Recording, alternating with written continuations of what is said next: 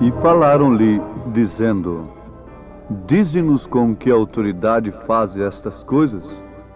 Ou quem é que te deu esta autoridade?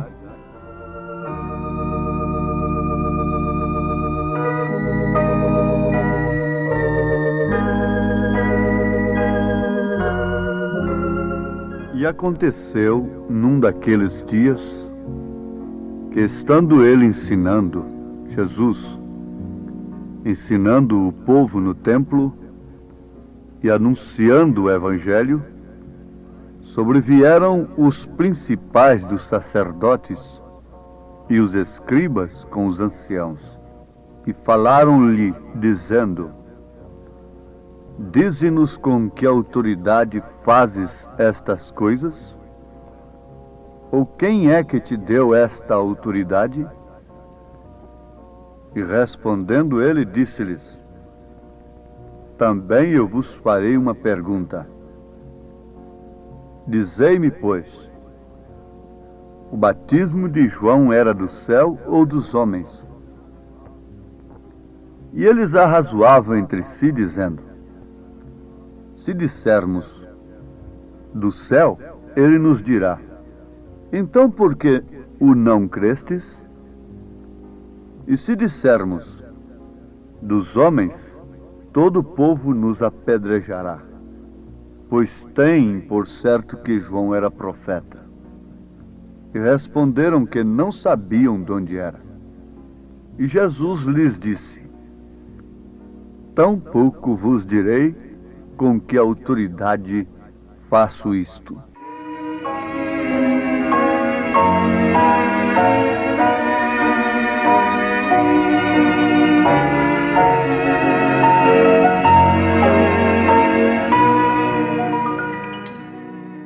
Ouvintes amados, como nós temos de notar, justamente aqueles homens que deveriam conhecer a visita de Deus no seu determinado tempo, foram justamente os cegos de então.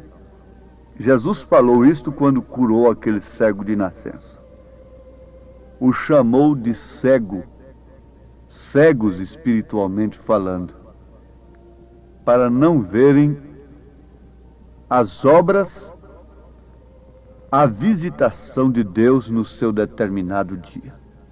Eles, na verdade, reconheciam que Jesus tinha autoridade, naturalmente, e lhe perguntaram: Com que autoridade fazes estas coisas? Ou quem é que te deu esta autoridade? Ora, antecipadamente, nós podemos afirmar que, se Jesus tivesse respondido para eles claramente: Foi o Pai quem me enviou, foi justamente aquele que prometeu, nas escrituras que vocês leem na sinagoga, que o Filho do Homem, que o Messias, teria poder, estaria sobre o trono de Davi. É justamente este a quem vós adorais, por quem vocês matam, apedrejam. É este Deus. É meu Pai que me deu esta autoridade. Mas mesmo Jesus respondendo assim, eles não creriam, como não creram em outras ocasiões. Jesus foi um mistério manifesto e eles não puderam ver.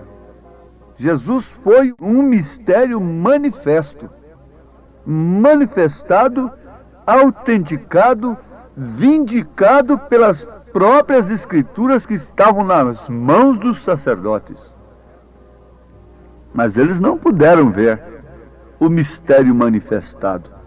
Entre parênteses, como poderão ver agora, se é oculto?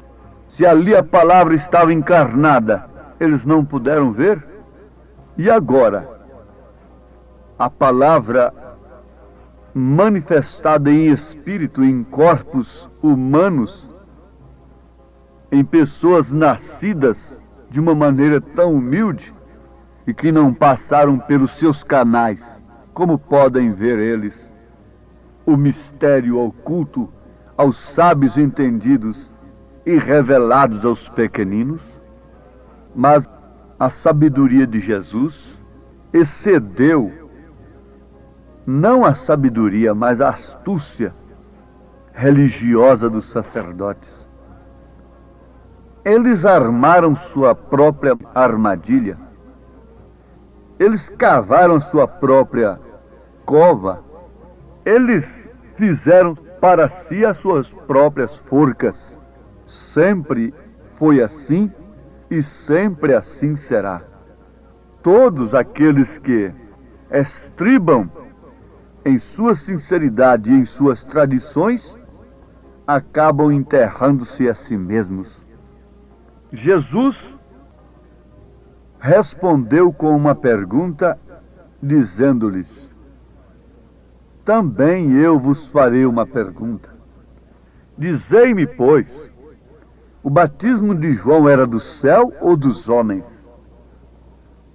Veja só como é bom responder fazendo uma pergunta tão sábia. Mas então eles, sabiamente, arrazoaram entre si. Eles não tiveram sabedoria para verem que em Jesus se cumpria todas as Escrituras que eles tinham em suas mãos. Mas agora eles tiveram sabedoria para dar uma resposta, mas que não serviria para outra coisa senão para Jesus tampar-lhes a boca. Eles razoaram entre si, dizendo: se dissermos que o batismo do João é do céu, ele nos dirá: então por que não o crestes? Aquele pregador é santo, aquele homem é de Deus. Um dia um reverendo me disse assim: eu sei que o Brana foi um homem de Deus, muito usado por Deus, mas ele não é o que vocês dizem. Não, irmão. O irmão Brana não é o que nós dizemos. Ele é o que a Escritura diz. Ele trouxe o ministério de Elias. O ministério de Elias é Cristo, em uma manifestação especial no seu determinado tempo. Ele virá 5 vezes. Ele não pode vir 4 vezes apenas. Ele teria que vir a 4ª vez para os gentios. Sim, isso é perfeito, é correto, é Escritura. Deus nunca trabalha com o número 4, mas sim com o 5, que é o número da graça. Número 7, que é a perfeição. Número 3, que é o completo. Deus é completo em 3. Agora, o Brana foi usado por Deus. Foi um homem de Deus. Foi usado por Deus poderosamente. Mas ele não é o que vocês dizem que ele é. De fato, ele não é o que nós dizemos. Ele é o que Malaquias 4, versículos 5 e 6 diz. Ele é o que Apocalipse capítulo 10, versículo 7 diz. Agora, ele é para nós que temos crido.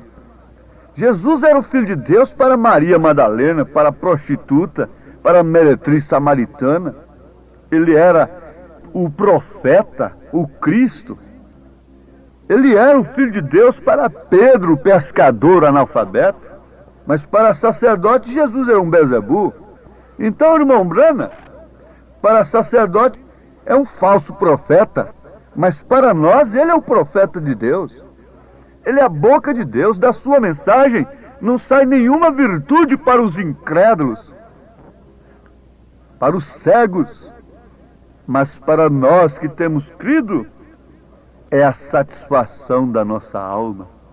é o poder de Deus, é o alimento do dia, é o maná da hora. Não importa quando me desconsideraram como pastor, soltando um manifesto de um bendito conselho. Ora, me lembro nesta hora do que Paulo disse: para vocês eu não sou apóstolo, mas eu tenho um povo para o qual eu sou um verdadeiro apóstolo. Eu sou um verdadeiro pastor. O que me interessa, eu nunca serei pastor para vocês, e nem me interessa ser. Não me interessa a vossa consideração. Me interessa a consideração de Deus e daqueles a quem Ele tem me dado para cuidar. Em outras palavras, Paulo estava dizendo isso. O que me interessa se vocês me consideram ou não como apóstolo? Há um povo que me considera. A essas alturas, Jesus estava dizendo também: o que me interessa, o que vale vocês dizerem que eu sou o Filho de Deus? Se vocês disserem que eu sou filho de Deus, eu sou o Filho de Deus. Se vocês não disserem que eu sou o Filho de Deus, eu continuo sendo o Filho de Deus. Se vocês disserem que eu sou falso, isso que vai importar é se de fato eu sou falso. Mas se eu não sou falso, não importa que você diga que eu sou falso. Alguém diz: as críticas não diminuem, tampouco o elogio aumenta. Não vivemos de elogio, mas também tampouco das críticas. Isto está certo? As pessoas que ficam animadas e se incham, se ensoberbecem e crescem através das escadas, dos degraus do elogio, da bajulação, da fama, com facilidade elas caem, se irritam, se desesperam quando são acusadas, quando são criticadas. Mas Jesus não deixou-se levar pelos elogios. Bom mestre, sabemos que és de Deus, isto, aquilo, outro. Bem-aventurados os peitos que te amamentaram, o ventre que te trouxe. Não, muito mais bem-aventurado é aquele que ouve a palavra de meu Pai que está nos céus. Ele não estava fazendo questão de elogio em torno de si. Diz o hino: o que me importa o que digam de mim. O importa é que eu sou. Porque caráter é aquilo que sou, reputação é apenas aquilo que pensam de mim. Mas caráter é aquilo que você é. Pensavam de Jesus daquela maneira, mas o caráter de Jesus é que ele era de fato o Filho de Deus. O que manifesta o que você é o seu caráter. Não é o que os outros pensam de você. O mundo não está ligando para o que os outros pensam, nem para o que os outros falam. Sim, meus amados, o tempo de enxergar a verdade é justamente quando a mentira tem tomado conta. Você precisa da luz é justamente quando escurece. Que tal eu sair aí de dia com a lanterna acesa? Que tal? Que tal eu sair de dia com a lanterna acesa? Vamos! Ah, estou precisando de luz. Com o sol estatalado? Com o sol brilhando? Não, mas justamente quando escurece é que você precisa de luz. É quando tudo está negro, é quando tudo está podre, é quando tudo está perdido, que você precisa da salvação, que você precisa de ouvir a verdade. Agora, eles não estavam de maneira alguma interessados nisto. Eles estavam interessados simplesmente em manter a tradição deles, o ponto de vista deles, o ponto de vista tradicional, intelectual. Mas Jesus, por outro lado, estava interessado em simplesmente manifestar a autoridade de Deus, o poder de Deus, o caráter de Deus. Isto porque ele era o Verbo. E o Verbo é a palavra que expressa um pensamento. O Verbo se fez carne, expressando o pensamento, o caráter de Deus. Quando a mulher expressa o pensamento dela, ela está demonstrando o seu caráter. Como ela deve se vestir, como ela deve falar, como ela deve prosseguir, seguir na vida. Ela está expressando o seu caráter. E a mesma coisa o homem. Agora, a expressão do caráter de Deus foi o Verbo se encarnar. Foi Jesus Cristo expressando o caráter de Deus, combatendo veementemente, chocando naturalmente como a luz choca com as trevas, o pecado, as obras dos homens, as obras de Satanás. Como pode uma coisa desta prosseguir adiante, sem que haja um João Batista? Você acha que o mundo poderia chegar ao seu fim sem que viesse um profeta de Deus para nos mostrar estas coisas? Somente João naquele dia estava contra o pecado de Herodes e Herodias. Os fariseus tinham autoridade, os sacerdotes tinham autoridade e zelo para apedrejar uma mulher apanhada em adultério. Mas eles não tinham autoridade, nem tampouco coragem para dizer para Herodes: você está em pecado com essa mulher. Isso eles não tinham, mas João Batista tinha. Como usou a sua autoridade? Vinda de onde? De onde você tem essa autoridade, pecador? Ela não veio de carne nem de sangue. Ela não veio de quatro paredes. Ela não veio de um pedaço de papel na parede. Ela veio de Deus. Onde você arrumou essa autoridade, Paulo? Foi nos pés de Gamaliel? Não. A autoridade que eu arranjei nos pés de Gamaliel foi para matar os cristãos. Foi para assassinar em nome de Deus. Mas a autoridade que eu recebi do Senhor, sem consultar a carne e o sangue, essa é o contrário, justamente ao contrário daquele poder que eu tinha antes. É o poder para ser perseguido ao invés de perseguir. É o poder para mandar as mulheres se vestirem honestamente, com pudor. É o poder para combater as obras infrutuosas das trevas. A essas alturas dos acontecimentos, nós podemos perguntar: quem deu crédito à nossa pregação? A quem se manifestou o braço do Senhor? Ah, mas o braço do Senhor é polido, é educado, é cheio de ética organizacional, religiosa, é com dedos cheios de anéis de graus. Não, o braço do Senhor é com a zorrague na mão. O braço do Senhor é de trabalho, é de dor. O braço do Senhor é para levantar o abatido, o caído, e lhe mostrar o caminho certo, a verdade.